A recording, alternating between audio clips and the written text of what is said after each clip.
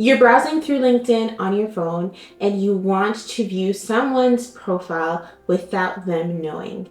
Here's how you do it. You'll click on the icon that has your face in the corner, the Me button.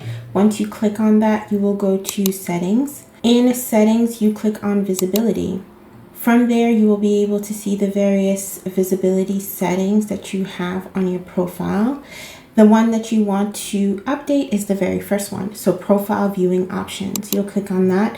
And as you can see here, so this is what others will see when I view their profile. And this is if the person has LinkedIn Premium, they're able to see that I viewed their profile. So if I wanted to view their profile without them knowing, I would change that to private mode and it would say anonymous LinkedIn member.